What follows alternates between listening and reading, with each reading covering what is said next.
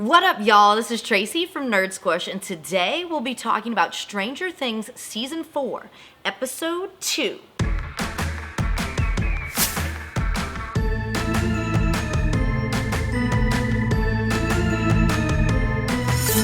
Alright, y'all, we are rolling right along with our Stranger Things recap of the new Season 4, which is so good, and we are loving it. If you're new here, this is Nerd Squish, where we take everything nerdy and we take everything spooky and we squish it all together. So, if you haven't seen our first video on Episode 1, definitely give that a watch. And if you want to see more of our episodes recapping Season 4, definitely hit that subscribe button so you can see those videos in the future. If you don't want to hear spoilers for the show, you should probably stop watching because we're going to talk about the nitty gritty and we're going to throw out some spoilers. So here is your warning, your spoiler warning. I have thrown it up. You have been warned.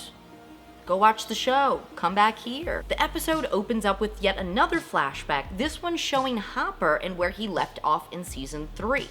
Now, we thought your boy was dead, but oh no, he's alive.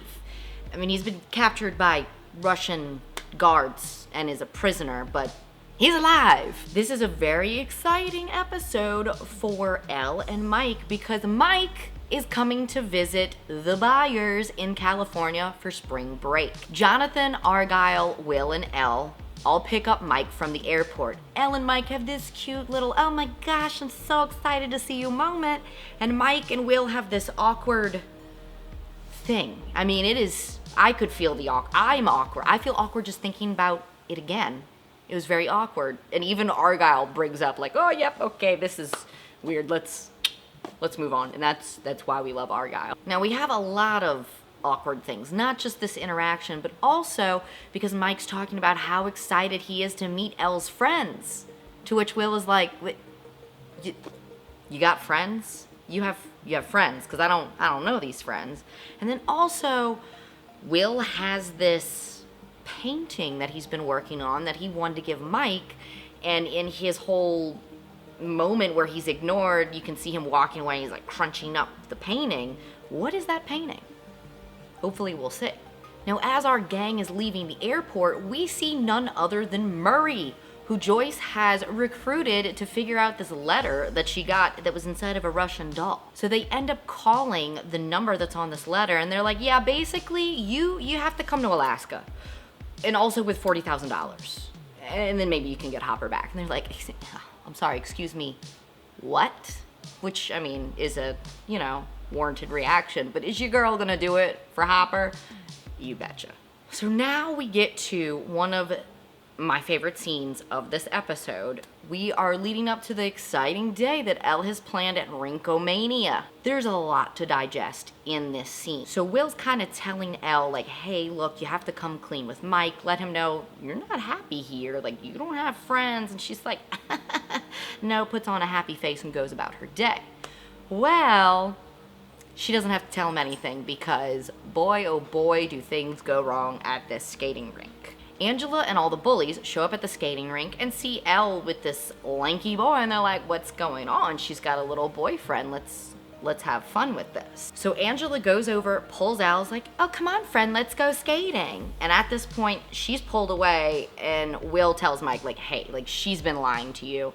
She's being bullied. She's miserable. So they go out into the rink. And at this point, you know something's up because you see the camera, you see the DJ situation happening, you're like, oh no, okay, this is not good. So all these people start skating around Elle on the rink. They're playing the song Wipeout, and they're all doing the hand thing that she pulled on them before. And the music cuts off, Wipeout, and she gets a shake to the outfit. The whole outfit, it's ruined, it's messed up. And she basically is like, oh, you snitched on me. This is what you get. And it's heavy. It's hard to watch. Elle runs away crying, and I think we all felt for her in that moment. So Mike's trying to fix it. He's looking for Elle. Will's trying to confess to him like, hey, I'm feeling ignored. We don't talk anymore, blah, blah, blah. And naturally, in true Mike fashion, he's like, why is this my problem? You could have called me. So Elle finally comes back out, confronts Angela, and she's like, hey, like, apologize to me, which is the very mature thing to do. I was like, oh, okay, girl. get your apology. But naturally, like the true bully she is, she doesn't apologize, but just continues to bully her, and in an ultra rude fashion. Like, they're like, oh, maybe you should cry to your daddy. Oh, wait, he's dead. Where do they get these bullies from? Like, wow, that's tough. That's tough. So, Elle's like, all right, I don't have superpowers anymore. Oh, wait, we're in a skating rink. Grabs a roller skate, yells her name, and just right in the face. Angela's face is just bleeding, and it's wild. As a fun little nod to the very first season of Stranger Things, we see the basketball team waking up hungover in none other than Benny's Burgers. They are waking up to the news reports of a death in Hawkins, and then sure enough, the police come because the captain of the basketball team just so happened to be friends with little Miss Chrissy. So naturally, he's upset and decides to go on a manhunt, believing that Eddie is the killer, because it's the 80s. We got the satanic panic. They think, oh, the metal, the D&D. Of course, he worships Satan. He's killing people. Now, Max just so happened to live next door to Eddie in the trailer park and saw Chrissy's body. So she tells Dustin they realize something's up, might be some upside down business, and get with Steve and Robin to find Eddie to let him know what's going on. And that's when they realize it's paralleling their D&D game, and Vecna is our villain. Nancy, like the little sleuth that she is, goes into the trailer park trying to find out what's really going down here, ends up finding Eddie's uncle, and tries to get the scoop on what's going on.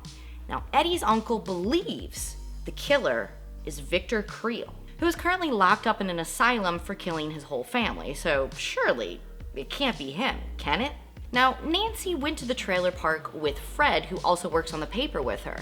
However, I think Fred's got a little secret, because he wanders off and all of a sudden, he hears a clock, he's seeing spiders, he's getting these same things that Chrissy experienced. However, his vision's a little different. He's seeing these funeral goers, all dressed in black and very dead and zombie looking, and they're all pointing at him, murderer, murderer. So naturally his reaction is to run away, because for some reason when somebody's showing you visions in your head of terrifying things, you think, oh yeah, I can run away from this. So as he's trying to run away, he sees this car that's on fire that has crashed, and a boy climbing out asking for help. And that's when Vecna gets him and asks to join him, and sure enough, just like Chrissy, he rises up, his bones crack, his jaw breaks, eyes pop out, he's dead. Which, even watching a death like this the second time,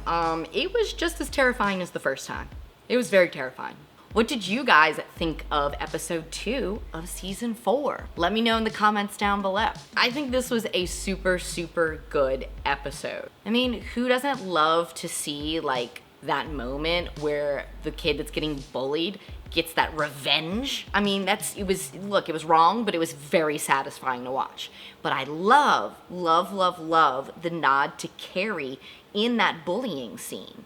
You know, it's very reminiscent, especially of that first scene in Carrie in the locker room, and they're all throwing tampons at her. Very, very similar. And then also Carrie had the powers, so we're getting some strong Carrie vibes, which I really, really love, because it's one of my favorite horror movies. Thank you guys for watching. Don't forget to subscribe so you can see more of our Stranger Things Season 4 recaps, and I'll catch you nerds in the upside down.